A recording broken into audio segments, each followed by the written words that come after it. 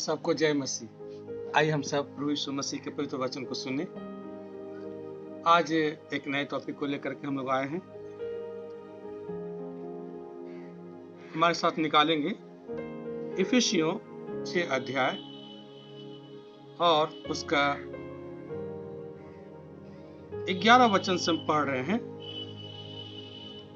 परमेश्वर के सारे हथियार बांध लो कि तुम शैतान की युक्तियों के सामने खड़े रह सको। तो यहाँ पर हम लोग क्या देख रहे हैं कि शैतान की युक्तियों के सामने खड़े रह सको।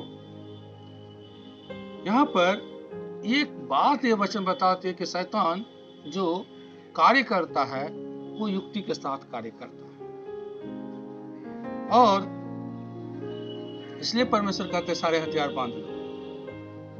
लेकिन मुख्य अभी बातों को हम देखेंगे कि शैतान की युक्तियों के सामने खड़े रह सको। यानी एक युक्ति नहीं, उसके पास बहुत सारे युक्ति है, बहुत सारा उपाय है, बहुत सारा तरीका है। वो युक्ति के साथ काम करता है और इसलिए हमें सावधान रहने की जरूरत है। परमेश्वर का वचन हमें बुद्धिमान बनाती है। इसलिए आइए हम एक वचन से ही देखते हैं कि शैतान क्या सचमुच में युक्ति से काम करता है।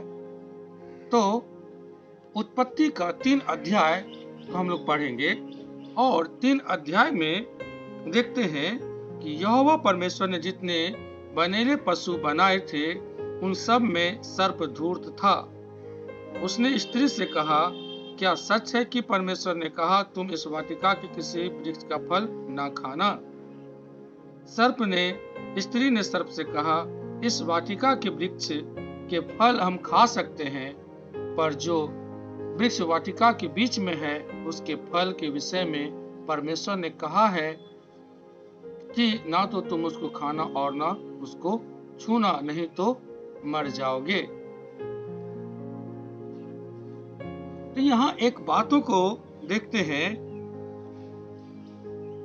सर्प जो आया वो शैतान है, लेकिन शैतान के रूप में नहीं आया। शैतान एक सांप का रूप लेकर के आया और वो सांप जो है वो शैतान एक सांप का रूप लेकर के आया है और वो क्या कर रहा है कि उसको मालूम नहीं है कि कौन सा फल नहीं खाने के लिए परमेश्वर कहा है। इसलिए वो क्या करता है, धूर्तता के साथ। शैतान अगर युक्ति बनाता है तो वो धूर्तता के साथ। एक बात हमेशा हम लोग याद रखेंगे, वो धूर्त है। इसलिए वो धूर्तता के साथ, धोखे के साथ पूछता है। और पूछता क्या कि वो पूछता है, क्या सच है कि परमेश्वर ने कहा तुम इस वाटिका के किसी वृक्ष का फल ना खाना? और ऐसा कह करके वो खुद स्त्री से ही उगलवाता है, यानी स्त्री से ही कहलवाता है। और स्त्री कह देती है उस राज की बातों को कि परमेश्वर ने कहे हैं कि सारा इस वाटिका के फल को तुम खा सकता है, लेकिन इस एक वृक्ष जो बीच में है इसका फल तुम मत खाना। तो यहाँ देखते हैं कि शैतान क्या कर रहा है कि सबसे पहले धूर्तता के साथ वो राज की बातों को क्या करता है, वो पता करता है और उसे मालूम नहीं है। खुद जो उसके धूर्तता में आ जाता है वो राज की बात शैतान को बता देता है। तो यहाँ पर वो स्त्री भी क्या की, हवा भी बता दी। अब शैतान क्या कर रहा है, अब युक्ति बना रहा है। क्या? तब सर्प ने स्त्री से कहा, तुम निश्चय ना मरोगे, वरन परमेश्वर आप जानता है कि जिस दिन तुम उसका फल खाओगे उसी दिन तुम्हारी आंखें खुल जाएगी और तुम भले बुरे का ज्ञान पाकर परमेश्वर के तुल्य हो जाओगे। और स्त्री से डांट करके नहीं कहा शैतान, वो बहुत प्रेम से और इस तरह से लुभाते हुए कहा, और स्त्री भी क्या की। अतः जब स्त्री ने देखा कि उस वृक्ष का फल खाने के लिए अच्छा है और देखने में मनभाऊ और बुद्धि देने के लिए चाहने योग्य भी है, तब उसने उसमें से तोड़कर खाया और अपने पति को भी दिया और उसने भी खाया। तो यहाँ क्या देख रहे हैं कि वो फल स्त्री यानी हवा खाती है और वो अपने पति को भी दे देती है। लेकिन शैतान का युक्ति क्या है? शैतान का युक्ति क्या है? शैतान का एक युक्ति था क्या कि हम इस फल का इतना तारीफ करें और इस फल के बारे में हम इतना बताएं कि हवा क्या करे, उस फल को खा ले। इसलिए हवा के वो देखते कि बिना फल खाए हवा क्या कहती है, वो फल खाने में स्वादिष्ट होगा। देखने में लिखा है फल खाने के लिए अच्छा और देखने में मनभाऊ है। वो पहले से ही ऐसा विचार करने लगे और फल को खा लिया। शैतान युक्ति से फल को खिलाया, धोखे से फल को खिलाया। युक्ति का मतलब ही है धोखा। लेकिन वो धोखा कैसा होता है? बहुत खूबसूरत होता है, बहुत सुहावना होता है। इसलिए जो है हवा को बहुत अच्छा लगा उसका सुझाव, और वो फल जो रोज देखती थी हवा, कभी ध्यान नहीं देती थी, कभी सोचती नहीं थी, लेकिन उसके बारे में सोचने के लिए शैतान क्या किया, हवा को मजबूर कर दिया और वो क्या किया, फल को खा लिया। अब दूसरा यहाँ युक्ति क्या देख रहे हैं कि शैतान का उद्देश्य क्या था? शैतान का एक उद्देश्य क्या था कि आदम और हवा को अदन के बगीचे से जो परमेश्वर ने उसे आशीष दिया है, परमेश्वर ने जो उसके लिए सुख और सुविधा दिए हैं, परमेश्वर ने जो उसे खुशियां और आनंद दिए हैं, उससे उसको बाहर निकाल देना। इन सुख सुविधाओं से, परमेश्वर के आशीषों से उसे वंचित कर देना। और इस तरह से शैतान एक युक्ति बनाई और सफल भी हुआ। आदम और हवा परमेश्वर के विरोध में पाप किया। जिस फल को खाने के लिए परमेश्वर ने मना किया था, उसी फल को आदम और हवा ने खा लिया और अदन के बगीचे से बाहर हो गए। प्यारे भाई बहन, ठीक इसी तरह से आज भी कई मसीह लोगों के जीवन में बहुत सारे आशीषें थी। परमेश्वर का दिया हुआ बहुत सारा सुख, बहुत सारा वरदान, लेकिन शैतान उसके जीवन में युक्ति बनाते हुए आए। कुछ लोभ दे करके, कुछ व्यभिचार को ला करके, कुछ शोहरत को कमाने को ला करके, ऐसे कई लोभ लालच दे दे करके शैतान क्या किया, उस मसीह लोगों को, चाहे वो पास्टर हो चाहे वो विश्वासी हो, कई लोगों को परमेश्वर के आशीषों की जगह से उसे निकलवा दिया। युक्ति बना करके वो शैतान से लड़ा भी नहीं। जिस तरह से आदम और हवा, वो शैतान क्या होता है, शैतान का असली रूप को तो वो देख भी नहीं पाया था अदन के बगीचे में, और वो बाहर हो गए सिर्फ युक्ति से ही। शैतान युक्ति से ही बाहर कर दिया उसको। शैतान तो अपने आप को प्रकट भी नहीं किया। उसी तरह से कई मसीही लोग जो है, वो शैतान को का तो सामना भी अभी नहीं हुआ, शैतान को तो वो देखा भी नहीं, लेकिन शैतान की युक्ति में ही फंस करके वो अपने आशीषों को खो दिया, अपने सुखों को खो दिया, अपने वरदानों को खो दिया। परमेश्वर ने जितना कुछ उसके लिए रखा था, जितना कुछ उसको दिया था, वो सब क्या किया, वो खो दिया। कैसे? शैतान ने युक्ति बनाया। वो किसी मनुष्य को इस्तेमाल कर सकता है, चाहे वो स्त्री हो चाहे पुरुष हो। किसी भी धनवान व्यक्ति को इस्तेमाल कर सकता है आपको बिगाड़ने के लिए। किसी भी शोहरत पाए हुआ व्यक्ति को इस्तेमाल कर सकता है।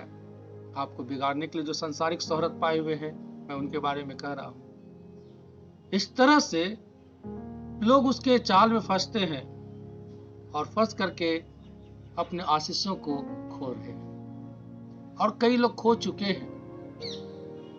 उसने शैतान को कभी देखा नहीं, सिर्फ उसके युक्ति में ही फंस गए।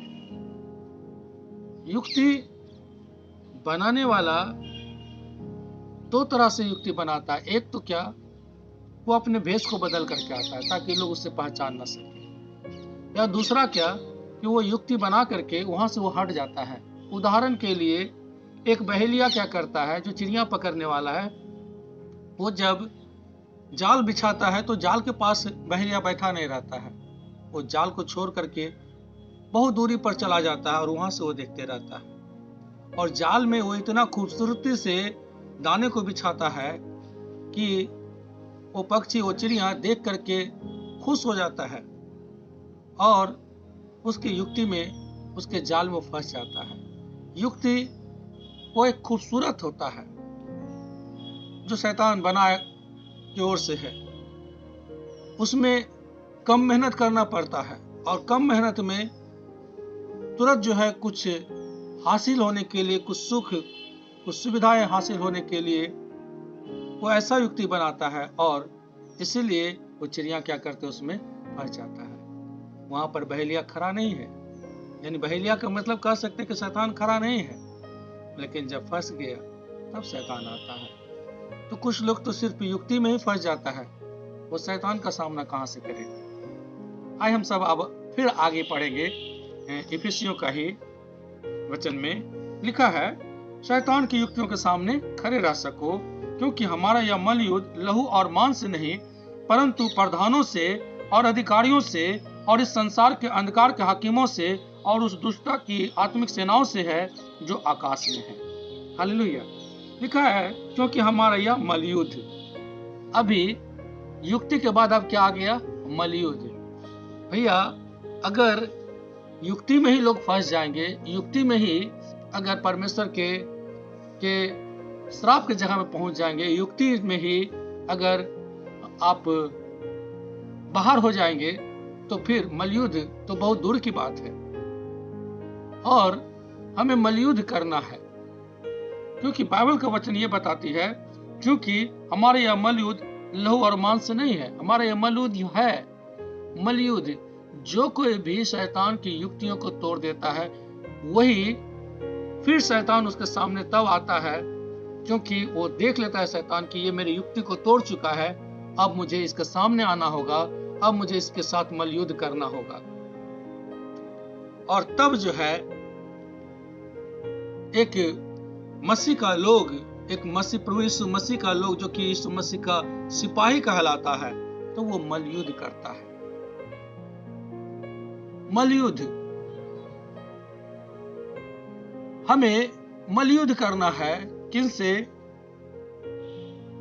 उस दुष्टता के आत्मिक सेना से है।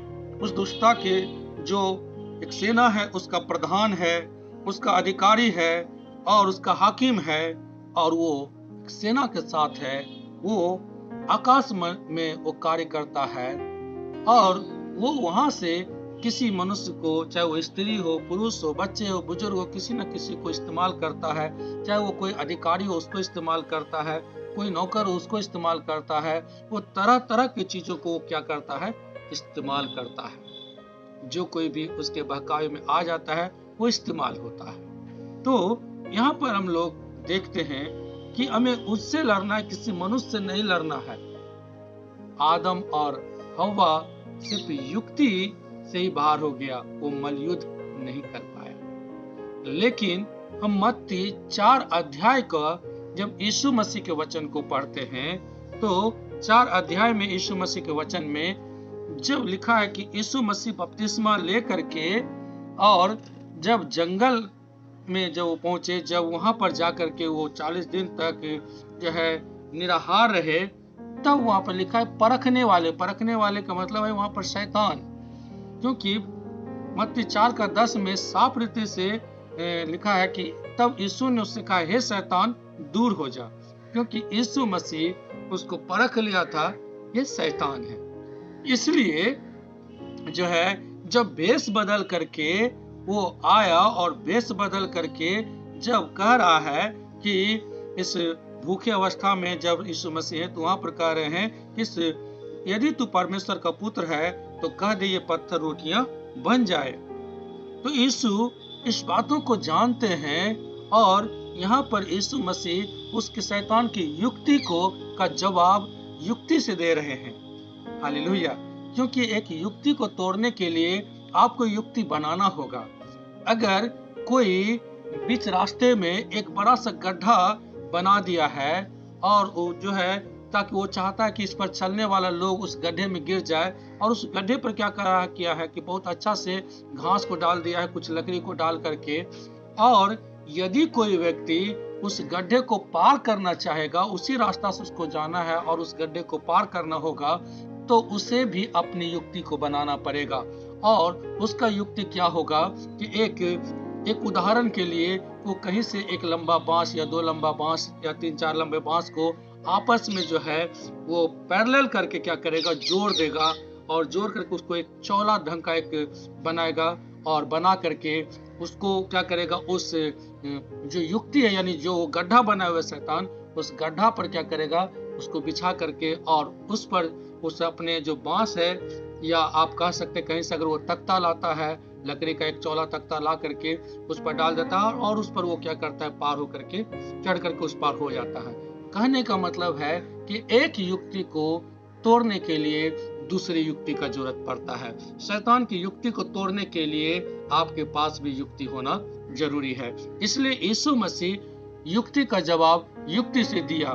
शैतान जब परमेश्वर के वचन का इस्तेमाल कर रहा है तो यीशु मसीह भी परमेश्वर का वचन को इस्तेमाल करते हुए कह रहे हैं कि ये, यीशु ने उत्तर दिया, लिखा है मनुष्य केवल रोटी ही से नहीं परंतु हर एक वचन जो परमेश्वर के मुख से निकलता है जीवित रहेगा। हालेलुया। तो यहाँ देखते हैं परमेश्वर का वचन, थोड़ा सा वचन को लेकर के शैतान क्या कहता है, वो लोगों को भरमाना चाहता है, लेकिन प्रभु यीशु मसीह के पास परमेश्वर का पूरा ज्ञान, क्योंकि परमेश्वर उनके साथ में है। हालेलुया।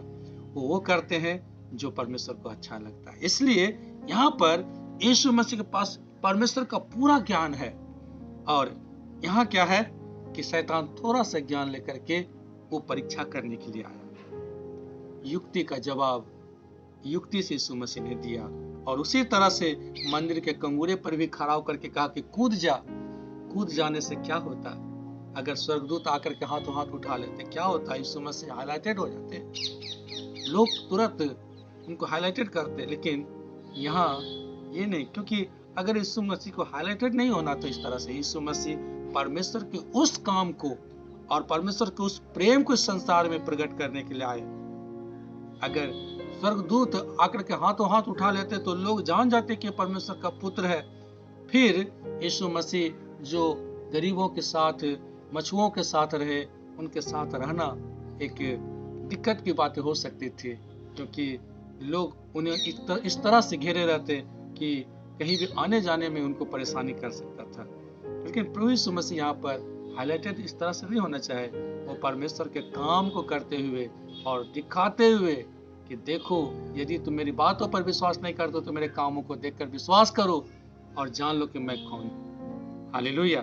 तो इस तरह से यीशु मसीह युक्ति का जवाब युक्ति से दे रहे हैं, और अंतिम में तब शैतान फिर एक तीसरा युक्ति क्या करता है कि यीशु मसीह को पहाड़ की ऊंचाई पर लेके जाता है और वहां से सारे ऐशो आराम का, जगत के राज्य और उसका वैभव को दिखाता है।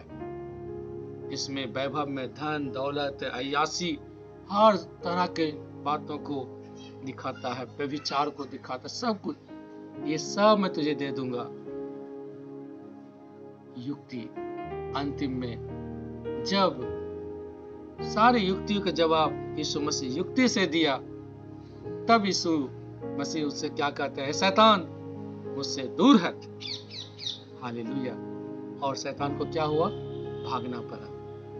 वो जान गया कि इसके आगे हम युक्ति कितना भी बनाएंगे ये युक्ति को तोड़ देगा, और इसलिए शैतान इस उपाय में रहने लगा। और फिर एक और जगह देखते हैं कि शैतान क्या करता है, पतरस को इस्तेमाल करता है। जब यीशु मसीह कहते हैं कि मैं यरूशलेम जाऊंगा और लोग मुझ पर झूठे आरोप लगा करके मुझे मार डालेंगे, तब जो है उसी समय शैतान पतरस को इस्तेमाल करता है और पतरस कहता है कि हे प्रभु, परमेश्वर न करे कि तेरे साथ ऐसा हो। तो वहां पर यीशु मसीह शैतान की युक्ति को तोड़ता है, डांटता है, ऐ शैतान मुझसे दूर हट। जरूर देखने में लगता है कि पतरस को डांट रहा है, लेकिन सचमुच में यीशु मसीह शैतान को डांट रहा है और पतरस को सचेत कर रहा है। क्योंकि पतरस ने कहा कि तू परमेश्वर की बातों पर मन नहीं लगाता है, तू मनुष्य की बातों पर मन लगाता है। तो इसलिए पतरस को भी वहां पर सावधान करता है कि तू उसकी युक्ति में मत फंस। और आगे जाकर के तब क्रूस पर एक मलयुद्ध होता है, और उस मलयुद्ध को में हम कह सकते हैं कि जैसे यशायाह के 53 के सारे वचन को भी यीशु मसीह पूरा किए हैं। अंतिम में यीशु मसीह क्या कहे हैं, पूरा हुआ। क्या पूरा हुआ? यानी एक युद्ध था वहां पर क्रूस पर, गतसमनी बाग से लेकर के कलवरी क्रूस पर चढ़ा यीशु मसीह को चढ़ाने समय तक, यीशु मसीह के प्राण को त्यागने समय तक एक युद्ध था, एक आत्मिक युद्ध था। शैतान चाहता था तुम पाप करो, यीशु मसीह निर्णय ले चुके थे मैं पाप नहीं करूंगा। और यीशु मसीह निर्णय ले चुके थे कि मैं पवित्र बनकर संसार के लोगों के लिए, मैं उनके पाप क्षमा के लिए मैं बलिदान दूंगा। इसलिए करके वो एक मलयुद्ध है जिसे आदम और हवा ने नहीं किया, क्योंकि वो युक्ति से ही बाहर हो गया, उसके पास युद्ध करने का कोई अवसर ही नहीं मिला। लेकिन यीशु मसीह ने युक्ति को तो भी तोड़ा, युक्ति को युक्ति से तोड़ा और अंतिम में शैतान को मजबूर किया और मलयुद्ध हुआ। और उसके बाद उस मलयुद्ध में शैतान हार गया, क्योंकि तीसरे दिन यीशु मसीह का कब्र खुल गया और यीशु मसीह जीवित हो गए और चेलों के बीच में आकर के कहे, देखो मैं जीवित हूं। और अपने हाथों और पांव को, अपने हाथों को छेदे हुए हाथों को दिखाए, अपने पांव को दिखाए और चेले लोगों के साथ भोजन किए। ये है मलयुद्ध। इसलिए प्यारे भाई बहन, जो वचन हम फिर से इफिसियों के वचन में आते हैं 6 अध्याय में, इसलिए लिखा है कि परमेश्वर के सारे हथियार बांध लो कि तुम शैतान की युक्तियों के सामने खड़े रह सको। पहले युक्ति के सामने खड़े रहने के लायक बनिए, ये हमारे लिए जरूरी है। इसलिए बहुत से ज्यादा परमेश्वर के वचन को पढ़ना जरूरी है। और परमेश्वर के वचन को सिर्फ पढ़ करके हम याद नहीं रख सकते हैं। परमेश्वर के वचन को याद रखने के लिए हमारे साथ पवित्र आत्मा होना जरूरी है, क्योंकि यीशु मसीह कहते हैं कि मेरी बातों में से ले लेकर को तुम्हें बताएगा। इसलिए परमेश्वर के पवित्र आत्मा, परमेश्वर को आनंदित रखना बहुत जरूरी है, और तभी हम परमेश्वर के वचन को सही समय पर सही तरीके से हम इस्तेमाल कर सकते हैं। इसलिए लिखा है, परमेश्वर के सारे हथियार को बांध लो कि तुम शैतान की युक्तियों के सामने खड़े रह सको, क्योंकि हमारा यह मलयुद्ध लहू और मांस से नहीं, परंतु प्रधानों से और अधिकारियों से और इस संसार के अंधकार के हाकिमों से है और दुष्टता की आत्मिक सेनाओं से है जो आकाश में है। तो एक बातों को बहुत अच्छा से इफिसियों 6 का 10 वचन को थोड़ा सा पढ़ेंगे और ध्यान पूर्वक आप लोग भी पढ़ेंगे, बाइबल खोल करके। लिखा है, इसलिए प्रभु में और उसकी शक्ति के प्रभाव में बलवंत बनो। अगर हमें बलवंत बनना है तो बलवंत बनने के लिए हमें क्या करना है? प्रभु में और उसकी शक्ति के प्रभाव में जाना होगा। प्रभु यीशु मसीह में और उसकी शक्ति के प्रभाव में हमें बलवंत होने के लिए प्रभु यीशु मसीह के पास जाना होगा, उनके शक्ति के प्रभाव में हमें जाना होगा। एक उदाहरण आपको बताते हैं प्रभाव क्या है। जाड़े के दिन में अगर एक बहुत दूर के खेत में जब हम कहीं पर आग लगा देते हैं, कहीं पर एक लकड़ी में कुछ लकड़ी को इकट्ठा करके आग लगा देते हैं, तो बहुत दूर से उस लकड़ी का आग हमें कुछ भी महसूस नहीं होता है। लेकिन जैसे जैसे हम उसके निकट जाते हैं, उसका गर्मी हमें महसूस होने लगता है।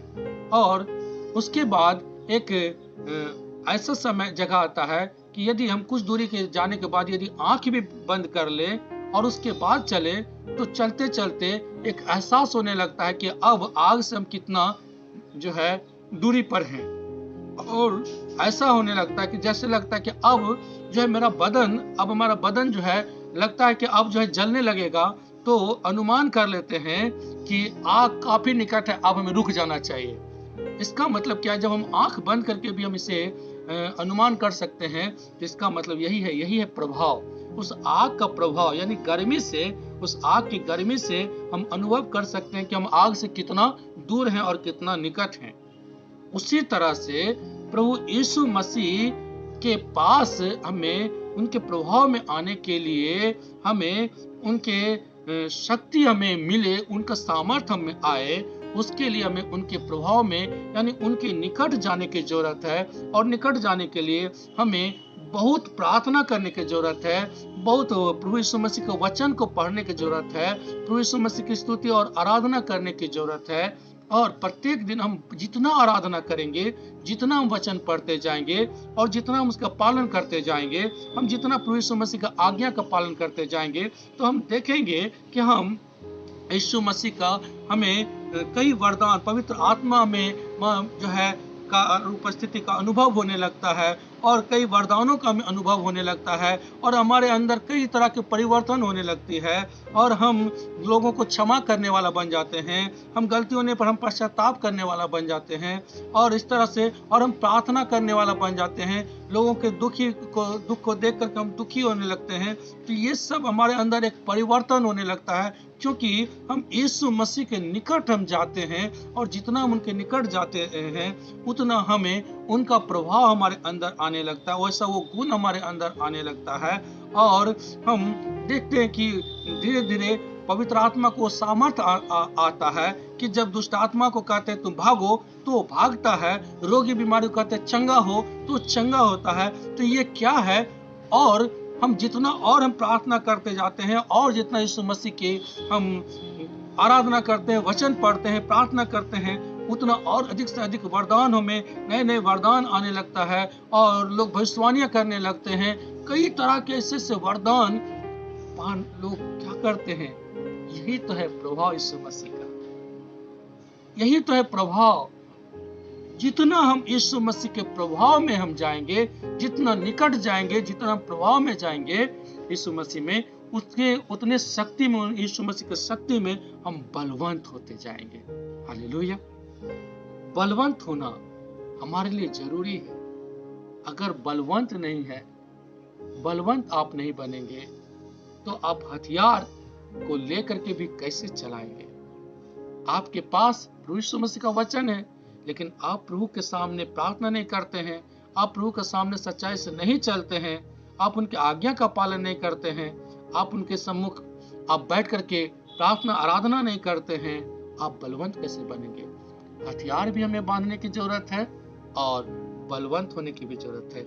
एक कमजोर आदमी को अगर आप पूरा कवच बांध दीजिए, हथियार दे दीजिए और वो अंदर से रोगी है, बीमार है, कमजोर है, वो क्या कर सकता है?